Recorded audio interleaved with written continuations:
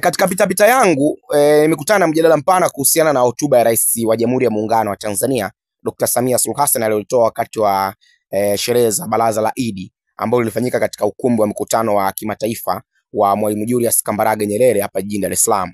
Na pamoja na mambo mengine, hotuba ile iligusa hisia za wengi sana, na moja ya jambo kubwa ni kwa sababu aliwaonya viongozi wa dini kutojiingiza kwenye ajenda za kisiasa, na mjadala ulikuwa mpana sana. Sasa nimekutana na maandiko ya watu mbalimbali, lakini andiko ambao nakupitia nao ni lile ambalo limeandikwa na Steven Mbongo. Yeye anasema hii ni tafakari kwa kina kuhusu kauli ya Rais Samia Suluhu Hassan kwa mtazamo wa kisayansi na kisiasa, demokrasia na uwajibikaji, mtazamo wa kisheria, mtazamo wa kipropaganda za kisiasa na kwa ujumla wake katika mazingira ya sasa ya kisiasa. Anasema moja, kwanza anasema kwenye kichwa chake anasema kauli ya Rais Samia kuhusu uchaguzi wa haki, dhamira ya kweli au mkakati wa kisiasa, ameandika kama mfumo wa swali.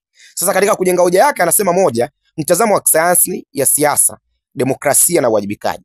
Kwa mujibu wa nadharia za demokrasia, uchaguzi wa haki unahitaji mazingira huru na shirikishi ambapo vyama vyote vya siasa vinapata fursa sawa kushiriki na wananchi wanapata haki ya kuchagua bila vikwazo.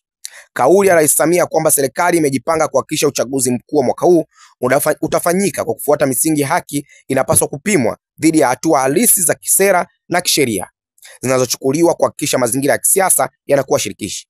Katika mkutadha wa Tanzania ambapo Chadema na ACT Wazalendo wamekuwa na kisusa wakisukuma ajenda ya no reform no election, kauli hii inaweza kutafsiriwa kama jaribio la kupunguza shinikizo la mageuzi ya mfumo wa uchaguzi. Swali la msingi ni je, kauli hii inaungwa mkono na mabadiliko halisi katika sheria za uchaguzi, uhuru wa tume ya uchaguzi na haki za vyama vya upinzani kushiriki kwa usawa?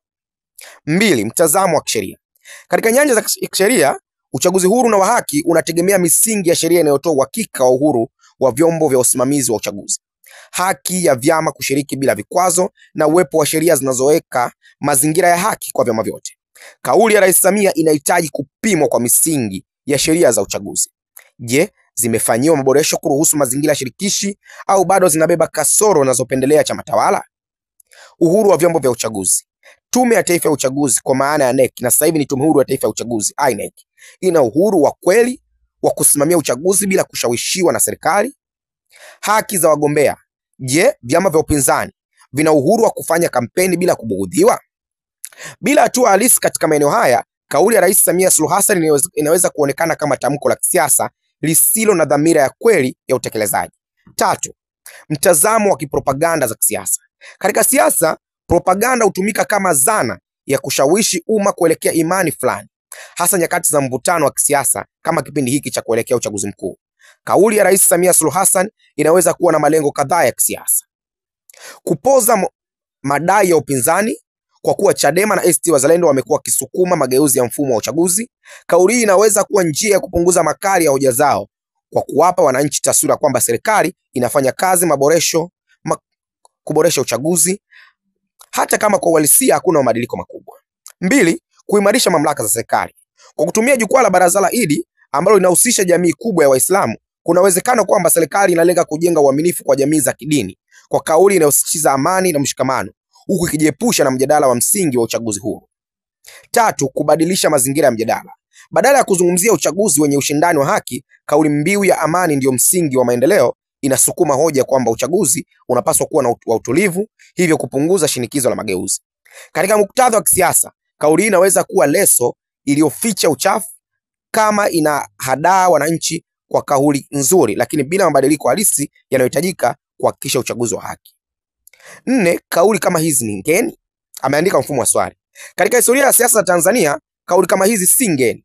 Kila inapokaribia uchaguzi, viongozi wa serikali hutumia maneno ya amani, mshikamano na haki kama njia ya kupunguza msukumo wa upinzani. Mfano mzuri ni kauli kama serikali inajali maslahi ya wananchi wote, si ya chama kimoja. Tumejipanga kuhakikisha uchaguzi unakuwa huru na wa haki. Tusikubali siasa za chuki kutugawa. Kauli hizo mara nyingi hutolewa bila hatua halisi za kiserikali ama za kisera na kisheria zinazothibitisha dhamira ya serikali kufanya uchaguzi wa kweli na wa haki.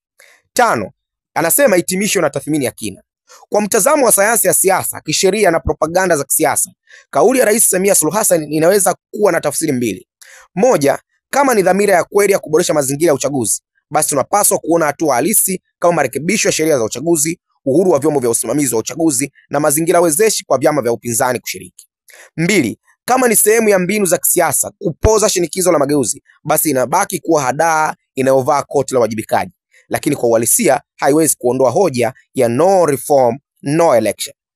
Kwa ujumla, ikiwa serikali inataka wananchi na jumuiya ya kimataifa iamini kwamba uchaguzi wa 2025 utakuwa wa haki, inapaswa kuthibitisha kwa vitendo, si kwa kauli pekee. Ni andiko la ndugu yetu ama mdau wa masuala ya siasa Steven Mbongo kutokea kule South Africa.